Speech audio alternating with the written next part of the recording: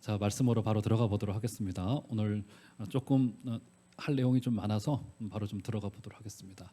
자, 오늘이 이제 이 주님이 십자가에 달리시고 죽으시는 아주 결정적인 장면이에요. 그런데 이 마가가 굉장한 이야기꾼입니다. 참 마가 같은 설교자가 되어줘야 돼요. 그래서 조금 우리 성도님들이 알아듣기 편하시도록 말씀을 잘 전하는 게 굉장히 중요합니다.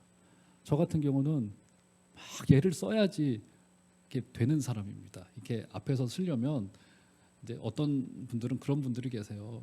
아주 편하게 뭐 그러면 안 되겠지만 한 설교 준비 한 30분 하고도 이거 딱 마이크 잡으면 신나가지고 그냥 뭐 한 1시간 정도는 쉽게 이렇게 말씀하는 분들이 실제로 계시고 제 동료들 중에도 있었어요. 저는 그거 하나님이 주신 선물이라고 생각합니다. 저는 근데 그러질 못해요. 저는 애쓰고 설교의 모든 이 30-40분의 시간을 전부 다 구성을 해와서 이렇게 해야지, 이 지점에는 이렇게 웃겨드려야지 해야지 웃길까 말까요. 그러니까 제가 조금 웃기려고 노력하면 억지로 웃어주세요. 이게 잘 안 됩니다. 저 같은 경우는 이게 사람이 이게 본성적으로 내성적인 사람이고, 저는 어렸을 때 학창 시절부터 앞에 서고 이런 것을 너무너무 좋아하지 않았어요. 그러다 보니까 이게 괜히 지금 제 변호를 하고 있는 것 같은데, 어쨌든 이제 이게 참 마가의 이 스토리텔링이 굉장히 부러워져요. 왜 스토리텔링이 중요하냐면, 마가는 자 오늘 이렇게 우리 주님의 십자가 사건을 살피면서 이것을 우리 주님 죽으셨지, 슬프다, 너무 감격스럽다, 이것을 넘어서서 조금 객관화해서 오늘 말씀으로 좀 들어가 보면 오히려 이 말씀이 더 이렇게 명료하게 우리가 다가오는 때가 있어요. 근데 오늘이 딱 그렇습니다. 마가는 우리 주님이 죽으시는 장면을 3시간 단위로 끊어서 우리에게 설명을 해줘요. 참 이게 필요합니다. 첫째, 둘째, 셋째가 필요해요. 첫째, 둘째, 셋째가. 우리 주님이 죽으시는 첫째 장면을 한번 볼까요? 25절로 가보시면, 읽지는 않았습니다만, 자 이렇게 15장 25절을 보면 여기는 시간이 3번이 등장하고 있어요. 다 같이 한번 25절 읽겠습니다. 시작. 내가 제3시가 되어, 네, 주님이 십자가에 못 박히신 시간이 언제라고 여기 말합니까? 제3시. 지금 우리 시간으로 하자면 오전 9시에 주님께서 십자가에 달리셔요. 일과가 시작되자마자 십자가에 달리신 거예요. 주님이 지금 어떻게 되신 겁니까? 그 전날 밤에 겟세마네 동산에서 기도하시고 잡히시고 재판받으시고 신문받으시고 사형 언도를 받으시고 십자가에 달리시기까지 만 하루가 지나지 않았어요. 그러니까 이 재판이, 이 모든 과정이 얼마나 졸속이었는지를 알 수 있는 대목이기도 합니다. 주님께서는 오전 9시에 일과가 시작되자마자 십자가에 달리셨습니다. 날이 밝자마자 십자가에 달리신 것이나 마찬가지예요. 그렇죠? 제3시에 십자가에서 달리셨습니다. 그리고 나서는 자 한번 한 절을 더 볼까요? 33절, 오늘 읽었던 첫 번째 절입니다. 여기도 시간이 등장합니다. 다 같이 33절 시작. 제6시가 되매 온 땅에 어둠이 임하여 제9시까지 계속하더니, 네, 3시간 정도가 지났어요. 자, 제3시가 몇 시라고 말씀드렸죠 아까? 오전 9시. 그러면 여기 33절에 등장하고 있는 제6시는 지금 우리 시간으로 하면 몇 시겠습니까? 12시, 낮 12시. 정오의 시간. 왜 정오라고 말하죠? 해가 가장 높이 뜨는 시간이기 때문에 정오라고 이야기를 합니다. 팔레스타인의 그 뜨거운 햇볕이라고 하는 것이 여러분 어땠겠습니까? 지금 이제 올해 이상기후가 등장해서 지금 인도가 벌써 뭐 49도, 50도까지 육박한다라고 해요. 그렇죠? 제가 그렇게 더운 나라를 뭐 많이 가보지는 않았습니다만, 제가 가장 더운 나라를 가봤던 게 이제 캄보디아예요. 캄보디아가 이제 12시 넘어서서 1시, 2시가 되면은 캄보디아 수도인 그 프놈펜의 그 땅의 열기가 이제 쭉쭉 올라오게 되면은 뭐 그냥 서 있기만 하더라도 온몸에 막 비가 오듯이 땀이 줄줄 흐르고, 그게 이제 한여름의 뜨거운 열기 아니겠습니까? 이 팔레스타인 정오의 열기는 어떻겠어요? 태양이 가장 높이 뜨고 사람에게 살인적인 그 햇빛과 더위를 주고 있는 것이 아마 그때 당시의 날씨였겠죠. 그런데 그 정오의 시간에 어떤 일이 벌어지게 됩니까, 여러분? 어떤 일이 벌어지게 돼요? 온 땅에 어둠이 가장 덥고 가장 뜨거울 그 시간에 어두움이 3시간 동안 지속이 됩니다. 그게 12시부터 3시까지, 그때 당시의 시간으로는 제6시부터 제9시까지 지속된 3시간의 어둠이었어요. 어둠이 찾아와요. 얼마나 으스스했을까요, 여러분? 주님이 죽으시기 전 3시간 동안 온 땅에 어둠이 찾아왔다고 성경이 기록해 놓고 있습니다. 맞죠? 그리고는 몇 시에 주님께서 숨지시죠?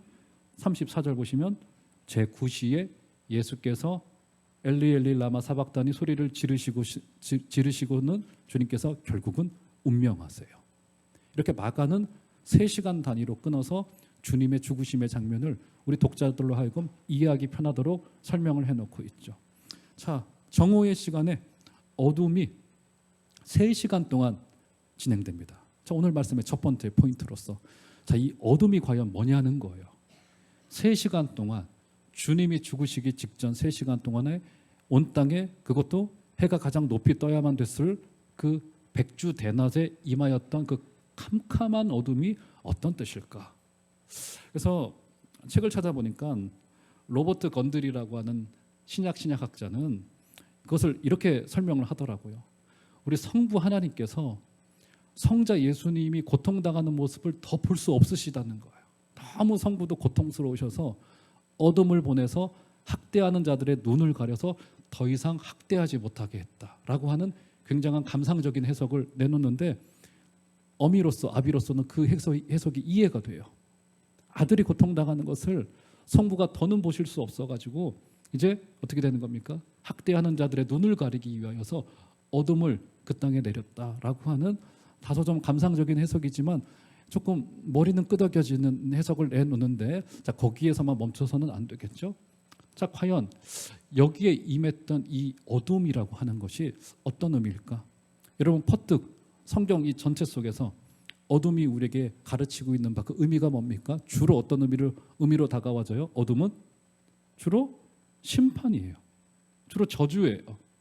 어둠이란 게 그렇습니다. 어둠은 좋지 않아요. 어떤 것이든 좋지 않습니다. 흑암이 찾아오고 어둠이 찾아오고 우리 인생 속에서도 어둠이 찾아온다라고 하는 관용적인 표현을 쓰기도 합니다. 어둠은 어떤 인간에게든 동서고금을 막론하고 어둠은 좋지 않아요. 그렇죠? 성경도 마찬가지예요. 성경도 주로 어둠을 심판이라고 이야기를 합니다. 주로 이것은 안 좋은 거예요. 자, 그런데 우리 조금만 더 성경 속으로 한 발자국만 더 들어가 봐줘서 제가 이제 구약과 신약에서 한 군데씩의 사건을 좀 설명을 해드릴게요. 일단 구약에서 대표적으로 등장하는 어둠이 있었던 역사. 여러분 어떤 사건에 어둠이 흑암이 찾아오게 됩니까? 어떤 사건? 너무 잘 알고 있는 사건 한 가지가 있잖아요. 뭐죠? 출애굽의 과정에서 몇 번째였죠? 그게 10번째 직전에 9번째 장자의 죽음 직전에 있었던 어둠의 사건. 그렇죠? 흑암이 애굽 온 땅에 찾아오게 되어집니다. 여러분 성경을 찾아보면요. 나중에 여러분 한번 찾아보세요. 출애굽기 10장에 가보면은 애굽 때 애굽 온 땅에 어둠이 임했다라고 이야기를 합니다. 그런데 오늘 본문으로 한번 다시 되돌아가 보시죠. 33절 보세요. 어떻게 말합니까? 제6시가 되매 어디에 어둠이 임했다고 말하죠? 온 땅에. 출애굽 때도 애굽 온 땅에. 여기에도 어둠이 온 땅에. 여러분 어둠이 임하면요 이렇게 임하지 않습니다. 온 땅에 임해요. 어둠이 찾아오면요 그 어둠은 너무도 치명적이에요. 제가 요즘에 이제 드라마 중에 우리들의 블루스라고 하는 드라마 아세요? 보시는 분 계시는군요. 웃으시는 거 보니까 거기 그 이병헌 배우가 얼마나 연기를 잘하는지 몰라요. 그분의 이제 개인의 사생활 문제가 막 이렇게 뜨는 바람에 별로 좋아하지는 않은 배우인데 그 연기만은 인정을 해요. 근데 그 짝꿍으로 같이 나오는 그 여성 배우가 계세요. 근데 그 여성 배우가 우울증 연기를 하는데 와 이분이 마치 경험한 것 같은 느낌이 들 정도로 그 연기를 너무 잘하더라고요. 그런데 주로 우울증을 어떻게 표현하고 있냐면 자신이 살고 있는 아파트 밖으로 서울은 이 밤이라 하더라도 불빛이 반짝반짝 되잖아요. 어둠이 안 사라지잖아요. 그런데 본인의 그 우울증의 기운이 쫙 찾아오면은 밖에 있는 불빛이 전부 다 꺼져갑니다. 실제로 그렇게 보여온대요. 근데 그 연기를 너무 잘해요. 그래서 이제 그 두 커플이 나오는 것들만 이렇게 편집해서 보여지고 있는 그 그림들이 있는데 어둠이 그분의 마음에 쭉 찾아올 때 그걸 견딜 수 없어 합니다. 그 짙은 어둠이 찾아올 때 이 우울증을 겪고 있는 그 그러니까 우리는 흔히 이제 우울증을 너무나도 이렇게 영혼의 감기라고도 이야기를 하곤 하지만 감기 걸리면 죽을 것 같잖아요. 근데 우울증을 걸린 분들을 제가 성도님들 중에 가끔 만나보면은 그 아픔의 고통이라고 하는 것이 그것을 경험해보지 못한 사람들은 느끼지 못할 정도의 설명들을 하시는데 저도 그 정도까지는 아니니까 그 고독의 깊이, 그 아픔의 깊이라고 하는 그 어둠의 깊이라고 하는 것이 대단하구나 하는데 그 드라마가 굉장히 잘 묘사를 했더라고요. 그 어둠으로 묘사를 하더라고요. 어둠으로. 그 신민아 배우에게 그 어둠이 찾아올 때 그걸 견뎌내지를 못하더라고요. 굉장히 고통스러워 하더라고요. 그런데 지금 어때요? 구약에서도 이 흑암이 찾아 들어와요. 바로 어떤 일 직전에요? 애굽의 모든 장자가 죽어나가기 직전에 그 온 땅에 어둠이 찾아옵니다. 그래서 그 어둠은 어떤 어둠이에요? 결국 심판의 일종인 것이 맞아요. 그 어둠은 심판의 일종인 겁니다. 그런데 이것이 심판이긴 하지만 우리의 이해 속에 이 어둠을 단순히 저주요, 심판이라고만 볼 수 없어요. 왜요? 그 뒤에 어떤 사건이 벌어집니까? 그 뒤에 애굽의 장자가 죽어요. 그리고 나서는 어떤 일이 벌어집니까? 어린 양이 죽고 구원의 문이 열려지게 돼요. 홍해 바다가 갈라지게 됩니다. 그래서 어둠이라고 하는 것은 시작이고 또 심판이고 느낌이 저주인 것 같고 고통스러운 것 같지만 그런데 결국 거기로부터 어떤 일이 벌어지게 되는 겁니까? 어린 양이 죽으시고 홍해 바다가 갈라지게 되어지고 압제되어졌던 이스라엘의 모든 노예됨에서 풀려지게 되어지고 영적인 자유가 주어지게 되는 거라고요.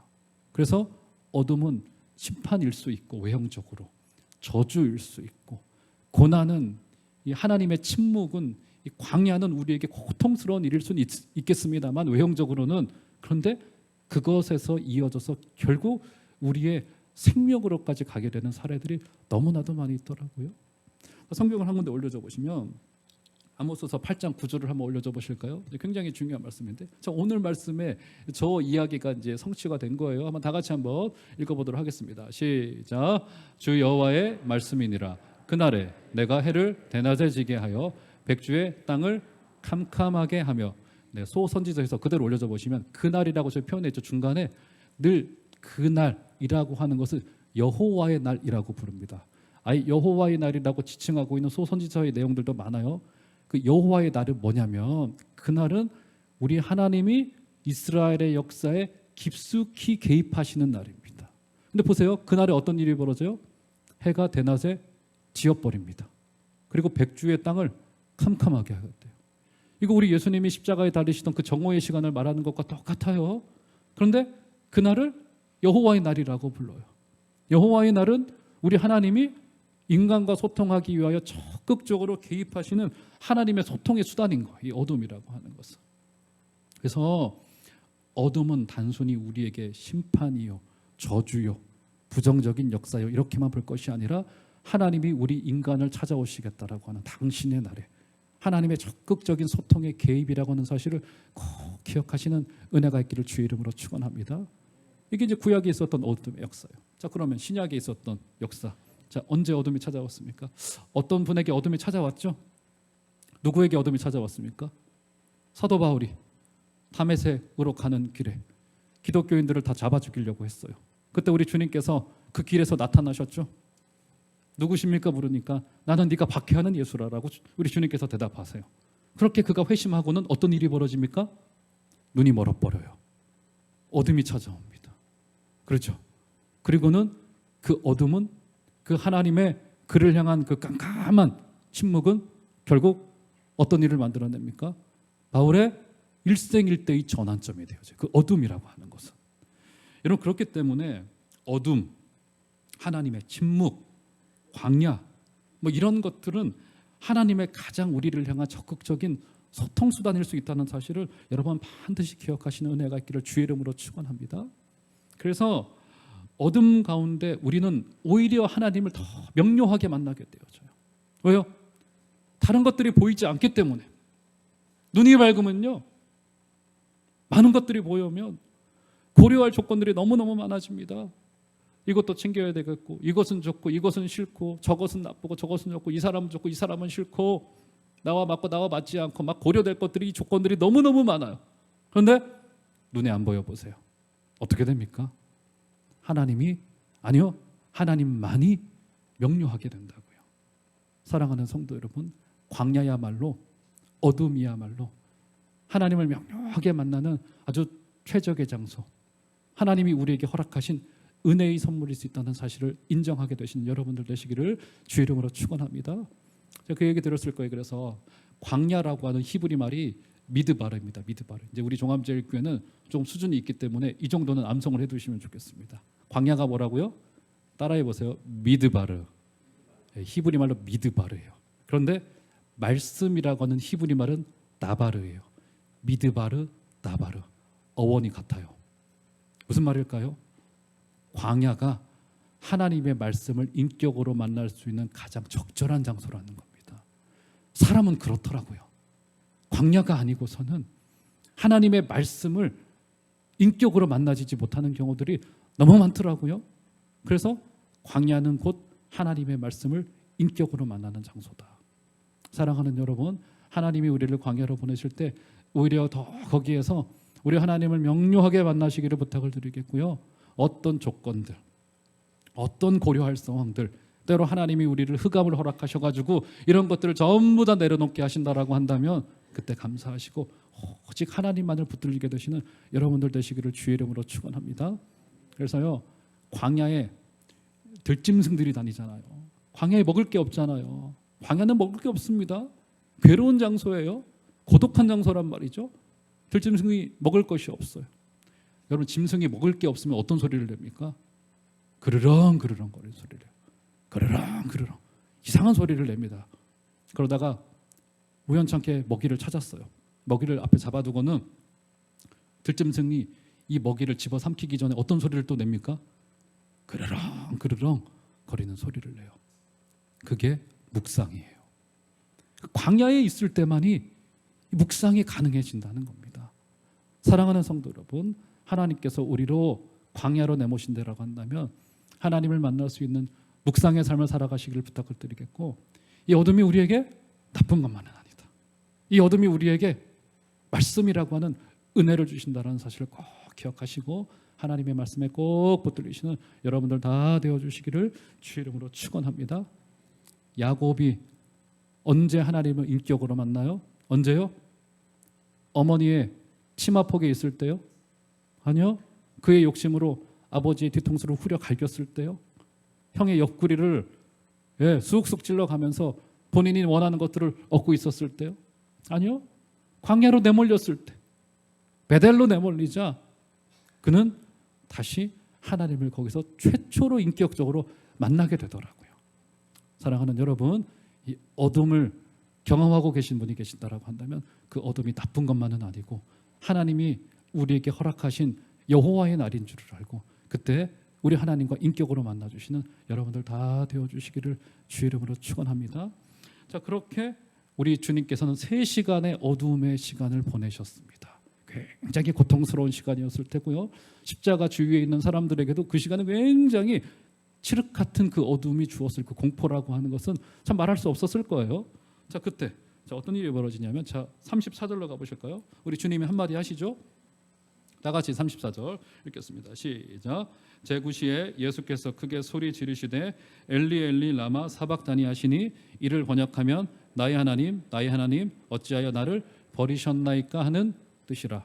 가상 7원 중에 하나가 여기 등장하죠.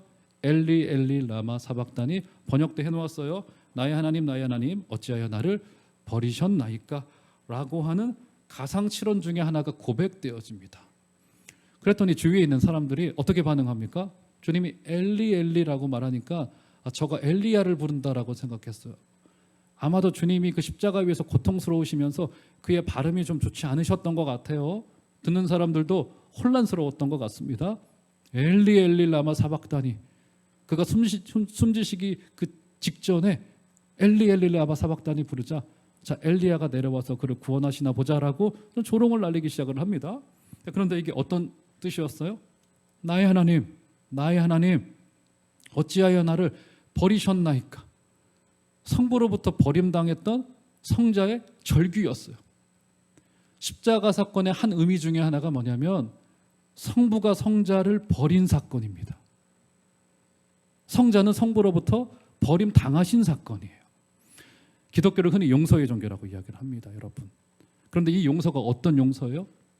과거에 있었던 일 없어지게 해줄게, 이 용서인가요? 아니에요. 어떤 용서죠? 대가가 치러진 용서예요. 이 용서는 대가가 치러진 용서. 자, 그 신뢰를 한 가지를 말씀을 드리면, 자, 창세기를 보시면 자, 이런 이야기가 있습니다. 창세기 7장 2절 한번 띄워주시겠어요? 자, 노아가 방주에 짐승들을 집어넣어요. 그런데 어떻게 집어넣는가를 한번 볼까요? 자, 한번 다 같이 7장 2절 시작. 너는 모든 정결한 짐승은 암수 7씩, 부정한 것은 암수 2씩을 내게로 데려오며. 자, 방주에 넣되 어떻게 분류하여서 넣으라고 말했습니까? 정결한 것과 부정한 것으로 종류별로 가지고 오라고 합니다.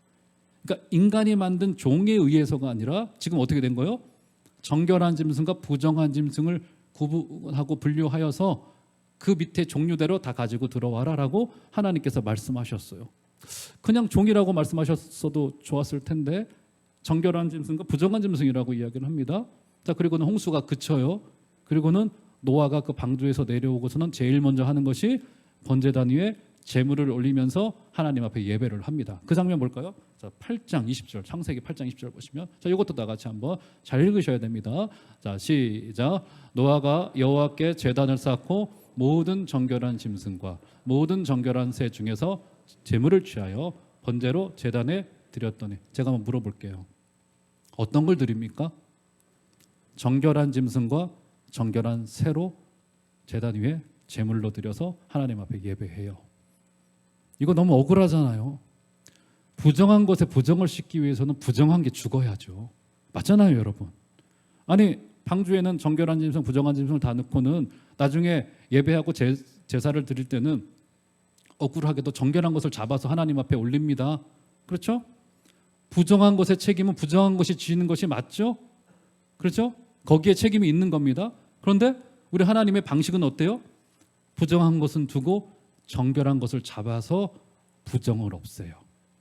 결국 무슨 이야기를 하는 겁니까?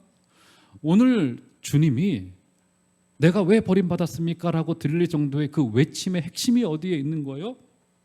죄 없으신 성자가 성부에게 버려지셨어요. 무엇을 위하여서요? 부정한 우리들을 위하여서.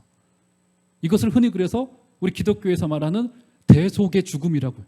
대신 죽으심, 대신 속죄하심, 대신 죽으심이라고 말하는 겁니다. 부정한 것의 부정함이 정결한 것으로 흔히 전가된다고 이야기를 합니다. 옮겨진다는 거예요. 전가된다고 이야기를 하는 거예요. 그래서 우리의 모든 부정한 것들이 우리 예수님에게로 전부 다 옮겨져서 주님께서 그 부정한 모든 것을 짊어지시고 정결한 자로 죽으신 거예요. 이게 주님의 십자가 위에 있었던 가장 결정적인 사건인가 하는 말이죠.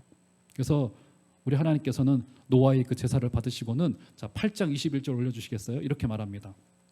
자, 이상한 이야기를 한 가지 하십니다. 잘 보세요. 여호와께서 그 향기를 받으시고, 제사가 지금 올려지게 된 거예요. 그 향기를 받으시고 그 중심에 이르시되 내가 다시는 사람으로 말미암아 땅을 저주하지 아니하리니 이는 사람의 마음이 계획하는 바가 어려서부터 악함이라. 내가 전에 행한 것 같이 모든 생물을 다시 멸하지 아니하리니. 자, 여러분 그 중간에 잘 보세요. 어떤 일이 벌어집니까? 우리 하나님이 어떤 말씀을 하세요? 내가 다시는 사람으로 말미암아 땅을 저주하지 아니하리니 이는 사람의 마음이 계획하는 바가 어려서부터 악함이라. 여러분 잘 읽으세요. 저거 이해가 되십니까? 아니, 사람이 마음이 계획하는 바가 어려서부터 악하면 하나님이 저주를 하셔야죠. 그런데 내가 사람으로 말미암아 땅을 저주하지 아니하려니 이는 사람이 악하기 때문이라. 말이 모순인 거잖아요. 사람이 악하면 땅에 저주를 내려야 하는 게 옳죠. 사람이 살아가는 땅에 저주를 내려야죠. 그러죠? 그런데 여러분, 하나님이 어떻게 하십니까? 사람의 마음이 계획하는 바가 어려서부터 악하기 때문에 땅을 저주하지 아니하시겠대요. 이제 결국 뭡니까? 이제 정결하신 분 예수 그리스도께서 대신하여서 죽임당하시겠다는 거예요. 이게 오늘 우리 성자 예수께서 나의 하나님 어찌하여 나를 버리셨나이까 라고 하시면서 말씀하셨던 하나님께 버림받은 이유예요. 사랑하는 성도 여러분, 우리 예수님께서 우리 대신하여서 성자에게 버림당하셨습니다. 그리고는 우리에게는 하나님의 복이 임하도록 우리를 세워주셨어요. 여러분들이 그런 분들이시라고요. 사랑하는 여러분, 그 우리 그리스도의 대속의 사랑을 붙드시고 버림당하신 사랑을 붙드시고 이번 한 주간도 승리해 주시는 여러분들 다 되시기를 주의 이름으로 축원합니다. 이렇게 버림당하실 때, 자, 오늘 말씀의 세 번째 포인트, 자, 결정적인 이 사건 한 가지가 이 이야기에서 벌어지기 시작을 합니다. 자, 마가복음 15장으로 되돌아가 보시면 37절 가보시면 예수께서 큰 소리를 지르시고 숨지시니라. 뭔가 주님께서 크게 소리를 지르시고는 숨지셨어요. 근데 그때 어떤 사건이 벌어지냐면 38절, 이에 성소 휘장이 위로부터 아래까지 찢어져 둘이 되니라. 어떤 일이 벌어졌어요? 지성소를 가리고 있던 큰 휘장 천막 하나가 있었던 것 같아요. 근데 그게 위로부터 아래로 쭉 찢어졌습니다. 여러분, 성소, 지성소는 여러분 어떤 곳입니까? 대제사장이 1년에 한 번씩 정결 예식을 행하고 들어갈 수 있었던 장소였어요. 하나님의 거룩을 상징하고요, 하나님의 임재를 상징하는 곳이 바로 이 지성소라고 하는 곳입니다. 거기에 휘장이 하나 가려져 있었어요. 휘장이, 그렇죠? 이 휘장은요, 1세기 역사가 요세푸스의 묘사에 의하면 그 휘장에는 어떤 그림이 그려져 있었냐면 하늘 그림이 그려져 있었대요. 하늘, 이게 하늘이 있죠. 하늘의 구름 모양과 이 태양의 모습이 이 휘장에 그려져 있었다라고 합니다. 그러면 휘장이 위로부터 아래로 이렇게 찢어져서 갈라졌어요. 어떤 모습으로 보였겠습니까? 마치 하늘이 갈라지는 것 같은 모습이 보여왔을 거예요. 휘장이 쫙 갈라지면서 하늘이 찢어지는 듯한 모습이 보여왔을 겁니다. 자, 그러면 도대체 이것을 마음에 두시고 도대체 휘장이 찢어졌다라고 하는 것에 어떤 영적인 의미가 있다라고 하는 것일까? 자, 이것을 설명하기 위해서요, 마가는요 굉장히, 아까 말씀드렸죠, 마가는 굉장히 아주 이야기꾼이라고 말씀드렸잖아요. 마가는 이 휘장이 찢어지다라고 하는, 이 찢어지다라고 하는 동사를 마가복음에서는 단 2차례만 씁니다. 의도적으로. 이것은 의도적이에요. 문학을 공부해 보신 분들은 아실 거예요. 굉장히 의도적인 겁니다. 휘장이 찢어지다라고 하는 이 표현을 딱 마가복음에서 오늘 포함하여서 딱 2군데만 써요. 그러면 다른 한 군데를 찾아보면 의미가 좀 더 명확해지겠죠? 그 한 군데를 보겠습니다. 마가복음 1장 10절을 보시면, 자, 한번 다 같이 한번 한 소리로 읽어보도록 하겠습니다. 시작. 곧 물에서 올라오실새 하늘이 갈라짐과 성령이 비둘기같이 자기에게 내려오심을 보시더니, 저기에 등장합니다. 찢어지다라고 하는 표현이 어디 등장합니까? 하늘이 갈라지다. 같은 단어예요. 마가복음에서 딱 2군데만 쓰였습니다. 바로 오늘 본문과 마가복음 1장 10절에 하늘이 갈라지다예요. 하늘이 갈라지다. 지금 무슨 말이 되어지는 거예요? 휘장이 찢어졌다라고 하는 것은 하늘이 갈라져서 하나님이 임재해 있다라고 하는 결정적인 사인인 거예요.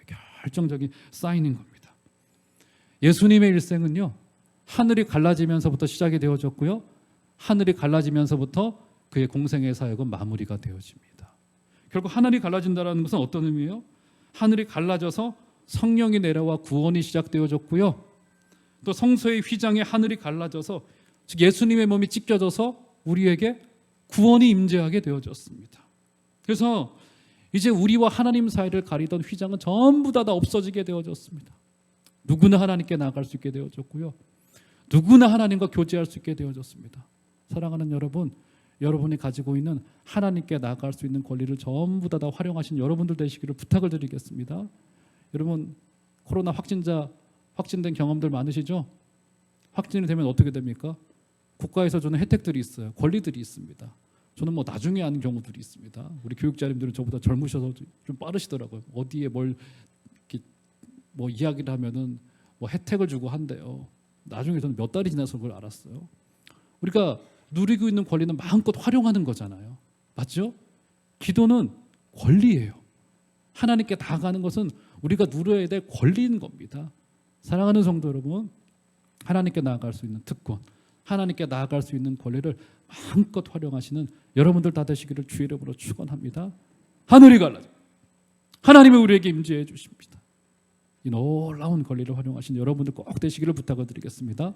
오늘 말씀의 결론으로서 이때 한 사람의 고백을 좀 마지막으로 말씀을 마치도록 하시죠. 자, 38절 가보시면, 이에 성소 휘장이 위로부터 아래까지 찢어져 둘이 됐는데, 자, 39절 다 같이 읽겠습니다. 시작. 예수를 향하여 섰던 백부장이 그렇게 숨지심을 보고 이르되 이 사람은 진실로 하나님의 아들이었도다 하더라.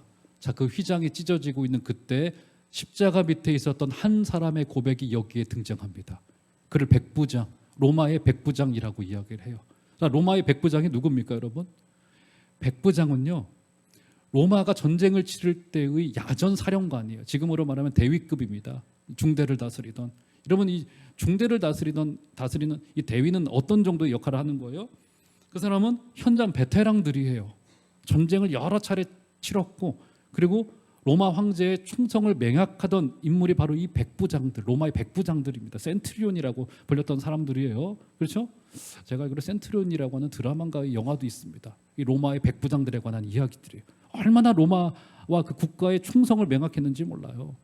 저때 중대장이 김규하라고 하는 분인데, 지금은 그분이 이 별이 2개인가 3개인가 되어 있으시더라고요. 이 설교를 제가 준비하려고 그분 검색을 해보니까 검색이 되더라고요. 그분이 육사를 나오신 분이신데, 제가 그때 당시에 이 산 중턱에 있는 중대였기 때문에 거기에 뭐 이렇게 사단장이 올 일이 없습니다. 워낙에 이제 산골이었기 때문에. 그런데 8사단 사단장이 오신다는 거예요. 막 우리 난리가 났죠. 막 몇 달 동안 청소하고 쓸데없는 페인트 칠하고 막 난리가 났어요.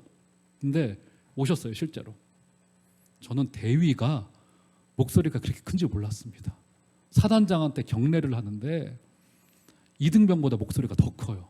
대위 김규하 하는데 그분이 지금 별이 되어 계시더라고요. 어떻습니까, 여러분? 이 대위의 육사를 나온 대위의 국가를 향한 충성은 대단한 거잖아요. 근데 당시 로마 황제가 다스리고 있었던 백부장의 이 충성이라고 하는 것은, 그래서 오로지 신의 아들이라고 하는 표현은 백부장들은 누구에게만 썼습니까? 오로지 당시에는 로마 황제들에게만 썼어요. 근데 오늘 어때요? 지금 이 백부장이 주님이 돌아가시는 이 6시간의 과정을 전부 다 확인하고는 어떻게 나지막하게 독백하는 겁니까? 이분 진짜로 하나님의 아들이었네. 이게 자기도 모르게 튀어나온 것 같아요. 지금 보니까 독백이 누가 들으라고 한 것도 아닙니다. 이분 진짜로 하나님의 아들이었네. 여러분, 때로는요, 자기도 모르게 튀어나오는 독백이 진심일 경우가 많아요. 이분 진짜로 하나님의 아들이었네. 이 말 속에 담긴 의미가 뭡니까, 여러분? 그에게 하나님의 아들, 신의 아들은요, 오로지 로마 황제였어요. 그의 주인으로 섬기고 있었던. 그런데 이제 그의 주인이 로마 황제로부터 우리 예수님에게로 바뀌어지게 된 거예요. 그는 주인을 바꾼 겁니다. 그래서요, 우리 신앙생활이라고 하는 것이 구원 티켓을 손에 넣은 것도 맞지만, 그런데 여기에 포함되어져 있는 결정적인 의미가 뭡니까? 우리의 주인이 바뀌어져요. 주권의 이양입니다. 사랑하는 성도 여러분, 이번 한 주간에도 여러분들 우리 예수님을 진짜 주인으로 인정하시는 여러분들 되시기를 주의 이름으로 축원합니다. 신약 성경에서 종을요, 헬라말로 둘로스라고 말합니다. 그것을 우리말로 종이라고 번역을 했어요. 근데 둘로스, 그때 당시에 둘로스들을 찾아보면요, 지금의 노예입니다. 노예. 지금의 노예 정도의 위치였어요. 그에게 있는 모든 게 다 주인의 것이었어요. 심지어 그의 아내도 자식들도 전부 다 주인의 것이었습니다. 이게 바로 하나님의 주인됨이에요. 그런데 성경은 우리로 그 둘로스라 불러요. 둘로스. 뭐예요? 우리 모든 것들, 우리의 물질, 우리의 지혜, 우리의 시간, 심지어 우리의 가족, 우리의 모든 것이 다 그분의 것이라는 것입니다. 사랑하는 여러분, 우리의 주권을 그분께로 진짜로 인정해 드리십시다. 그리고 그분께 다 드리십시다. 그때 자유하게 되실 거예요. 이번 한 주간에도 주님의 구속 사역을 다시 한번 기억하시면서 우리를 사랑해 주신 예수 그리스도를 꼭 붙드시고 주권을 그분 앞에 다 이양해 드리시는 여러분들 다 되시기를 주의 이름으로 축원합니다.